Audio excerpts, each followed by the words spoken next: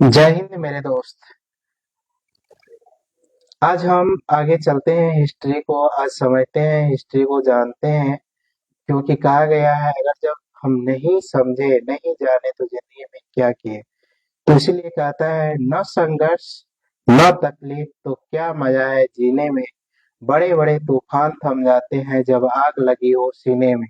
तो इसीलिए आग लगनी चाहिए, सीने में आग होनी चाहिए, कुछ सीखने की, कुछ जानने की। और जब आपके पास जानकारी होती है, समझ होती है, तो आप क्या करते हैं, बड़े से बड़े काम को आसानी से कर लेते हैं।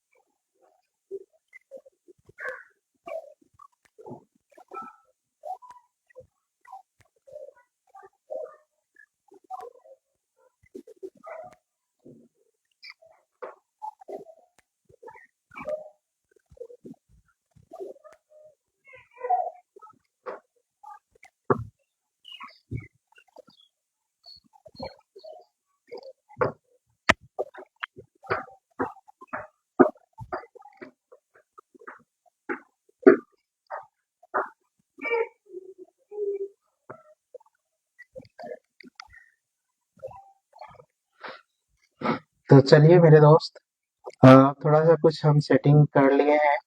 तो इसीलिए आप लोग को ये समझना है कि जब मेरे सीने में आग लगती है, जब हमको संघर्ष करने की जब मकसद समझ में आने लगता है, तो हम क्या करते हैं, मेहनत करना स्टार्ट कर देते हैं। इसीलिए कहता है, न संघर्ष न तकलीफ तो क्या मजा है जीने में। बड़े बड़े तूफान थम जाते हैं जब आग लगी हो सीने में। इसलिए मेरे दोस्त, संघर्ष कीजिए और आगे बढ़िए। और आप जब यानी कि अपना नाम रोशन करना चाहते हैं, या अपने माता पिता का नाम रोशन करना चाहते हैं, तो आपके पास वो जुनून होनी चाहिए, वो शक्ति होनी चाहिए। और मेहनत अग्रसर करना चाहिए, और सही दिशा में मेहनत करना चाहिए। अगर सही दिशा में अगर जब मेहनत होती है, तो कहीं न कहीं आपके काम आसान हो जाते हैं, और किसी भी चीज को प्राप्त करने में बहुत ही आसानी होती है, और प्राप्त हम आसानी से कर सकते हैं। तो चलिए, हिस्ट्री का हम पाषाण काल देख रहे थे। पाषाण काल में पहला हम जो देख चुके थे, वो पूरा पाषाण काल को देख चुके थे।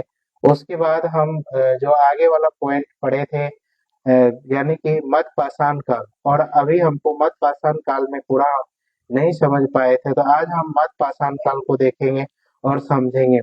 तो जो भी मेरे दोस्त, अगर जब वे मेरे वीडियो को देखते हैं, तो थोड़ा सा लाइक कीजिए और आगे शेयर भी कीजिए, ताकि हमारी उत्साह जब बढ़ेगी तो बहुत सारे ऐसे कंटेंट क्रिएट करेंगे, ताकि जब कुछ देखें तो समझ में आए कि नहीं, रियल में हमको इससे कुछ आगे बढ़ने का भविष्य दिखाई दे रहा है।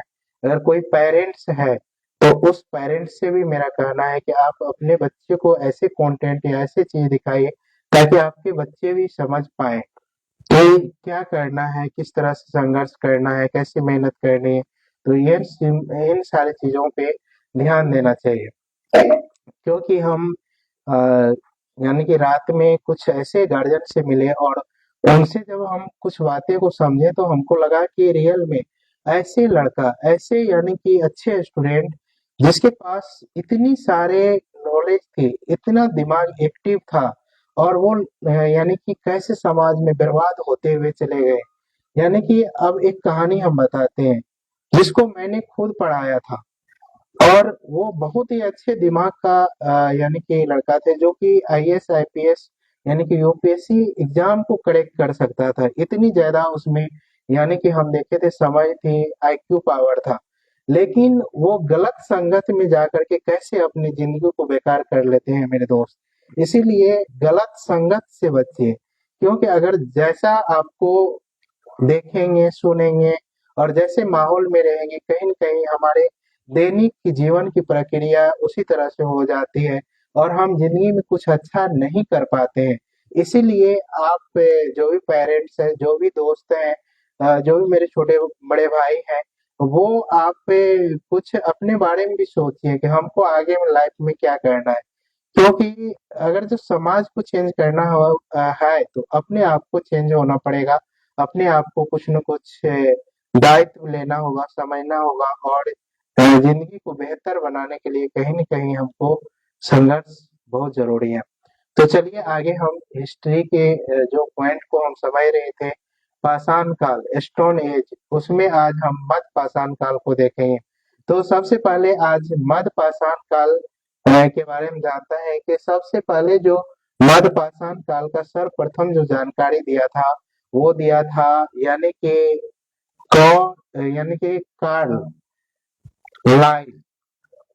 याद रखना नाम थोड़ा सा कुछ अटपटा है, यानी कि कार्ल लाइल ये कहेंगे। यानी कि मध्य पाषाण काल के बारे में सर्वप्रथम जो जानकारी दिया था वह कार्ल लाइल ने दिया था और कब 1867 ईस्वी में दिया था।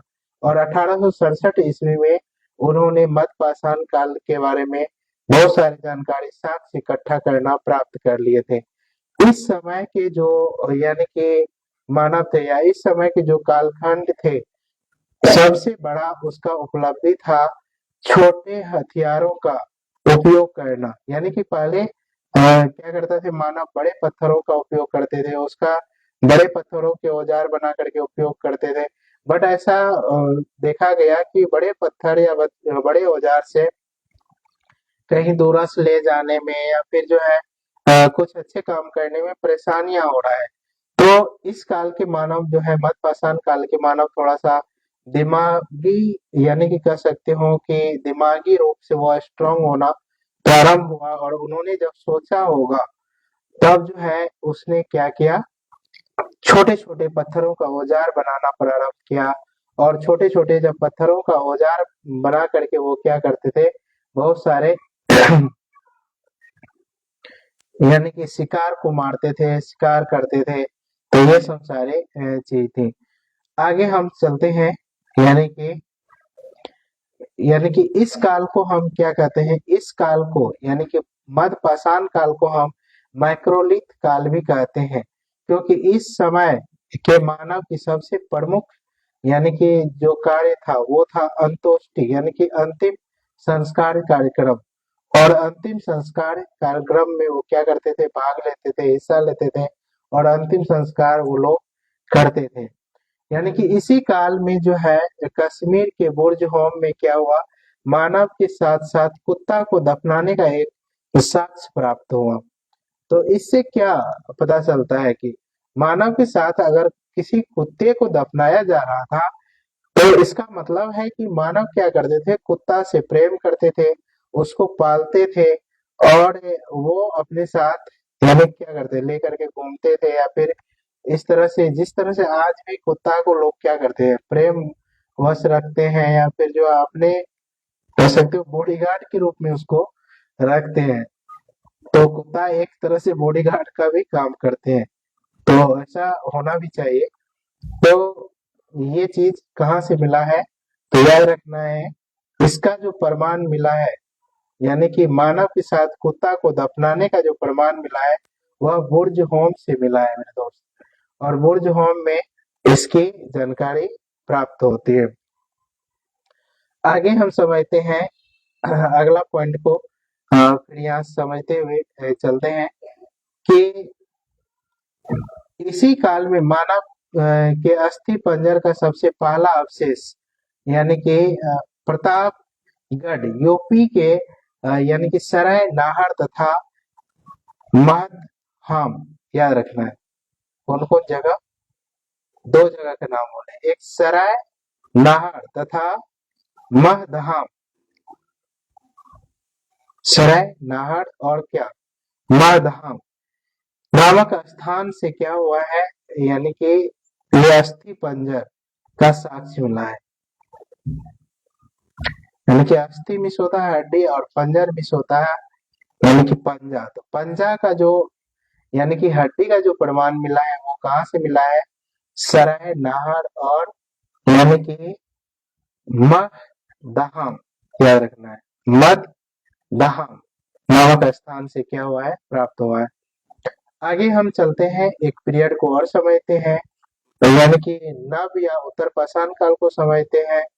नव और उत्तर पाषाण काल का जो कालखंड है वो है 10,000 ईस्वी पूर्व से लेकर 3,000 ईस्वी पूर्व तक के काल है। और इस काल के बारे में सर्वप्रथम जो जानकारी मिलती है वह सर जॉन लोवाक ने 1865 ईस्वी में दिया था। यानी कि नव या उत्तर पाषाण काल के बारे में जो जानकारी देता है वो कौन देता है? सर्वप्रथम सर जॉन लोवाक, और कब? 1865 ईस्वी में इसकी जानकारी प्रस्तुत करता है। यानी कि इस काल में मानव ने क्या क्या यानी कि आवास बनाना प्रारंभ कर दिया था। आवास मीन्स होता है घर। तो घर बनाना जो है वो कब प्रारंभ कर देता है मेरे दोस्त? तो वो नव पाषाण काल में मानव क्या करता है? घर बनाना प्रारंभ कर देता है। तो ये चीज समझना है। उसके बाद फिर क्या होता है? जब वो घर बनाता है तो उसके बाद आगे चल करके वो यानी कि भोजन इकट्ठा करने के लिए सोचेगा। और जब भोजन इकट्ठा कहाँ से करेगा? तो सबसे पहले वो कृषि करना ये सब सीखेगा, तभी तो कृषि करेगा, फिर भोजन को क्या करेगा? इकट्ठा करेगा। तो इसी काल खंड में जो होता है वो क्या होता है? कृषि का यानी कि करना जो है आदमी प्रारंभ कर देता है। तो ये भी याद रखना है कि इस काल में कृषि और पशुपालन ये दोनों चीज क्या करता है? प्रारंभ कर देता है मेरे दोस्त।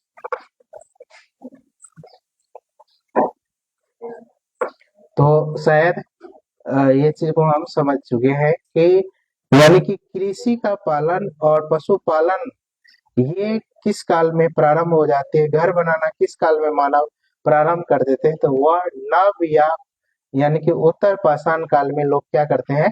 प्रारंभ कर देते हैं। फिर जो है आगे चल करके क्या होता है? आगे चल करके फिर जो है जब कृषि हो जाता है, पशुपालन हो जाता है, तो फिर लोग यानी कि कृषि जब खेती करेगा तो उसको ढोने के लिए भी सोचेगा। तो उसके लिए वो क्या किया? पहिया बनाना प्रारंभ कर दिया। क्योंकि जब गाड़ी में पहिया लगाएगा तभी तो गाड़ी को आगे खींचेगा। तो पहिया की विसाख कहाँ से? ये नव पाषाण काल में। और एक मन का घड़ा, क्योंकि घड़ा का भी तो वहां पे जरूरत पड़ेगा जब कृषि करेगा, खेती करेगा, फिर जो है अपना भोजन बनाएगा। तो क्योंकि इस तरह से तो पहले औजार की खोज या फिर धातु की खोज तो नहीं हुई थी, और नहीं हुई थी तो फिर वो क्या करता था? मनका बनाता था। मनका मीन्स मिट्टी का बना हुआ घड़ा, और उसी से वो अपना क्या करते थे? काम निकालते थे। तो शायद इतना चीज मेरे दोस्त समझ में आ गया होगा। फिर आगे चल करके क्या होता है? एक और साक्ष्य प्राप्त होता है, वह राग का टीला। तो ये राग का टीला कहाँ से प्राप्त होता है? यानी कि ये कर्नाटक के मैसूर नामक स्थान से क्या होता है? राग का किला प्राप्त होता है। तो कर्नाटक के मैसूर के पास यानी कि संगन कलू नामक स्थान याद रखना है। क्या? संगन कलू नामक स्थान से क्या होता है? राख। राख मीन्स क्या? यानी कि मान लीजिए कि कहीं आग लगा तो उससे क्या होगा? राख जो बनेगा, तो उसका भी प्रमाण यहाँ से मेरे दोस्त मिलता है। और ये कहाँ? तो ये याद रखना है कि नव पाषाण काल में ये क्या होता है? इसका प्रमाण मिलता है। तो शायद इतना भी हम समझ गए होंगे। आगे क्या होता है? और कुछ पॉइंट को समझना है कि इस समय के मानव जो है कुत्ता का पालना प्रारंभ कर दिया था, कुत्ता को अपना पालतू पशु बनाया था। तो सबसे पहले किस काल के मानव कुत्ता को अपना पालतू पशु बनाया?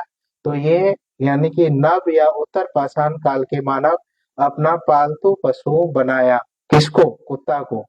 फिर जो है आपको इससे पहले भी हम समझे कि माइक्रोलिथ काल किसको कहा जाएगा? तो माइक्रोलिथ काल जो कहा जाएगा वह मध्य पाषाण काल को कहा जाएगा। माइक्रो मीन्स छोटे, लिथ मीन्स पत्थर। तो माइक्रोलिथ काल यानी कि छोटे छोटे क्योंकि पत्थरों के औजार का उपयोग करता था, तो इसीलिए इसको माइक्रोलिथ काल कहा गया। तो शायद मेरे दोस्त इतना समझ में आ गया होगा।